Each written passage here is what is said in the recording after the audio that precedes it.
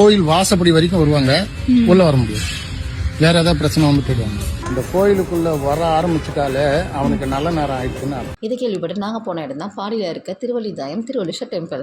Juice குடிச்சிட்டு வேக வேகமாக நடந்து போக ஆரம்பிச்சிட்டோம். ஏன்னா இங்கே 12 o'clock வந்து நட சாத்திடுவாங்க. நாங்கள் போனதே 11:15 தான். ஒரு வழியாக சாமி கும்பிட்டு தரிசனம் முடிச்சுட்டு வெளில வந்துட்டோம். இந்த ஒரு டெம்பிளே வந்து நிறைய சாமிகள்லாம் இருந்துச்சு. முருகன், தட்சிணாமூர்த்தி, பிரம்மா, ஐயப்பன், விநாயகர், இது போல் இன்னும் நிறைய சாமிகள்லாம் பார்த்தோம். இந்த கோயிலில் க்ரௌடை விட நிறைய புறாக்கள் தான் அதிகமாக இருந்துச்சு.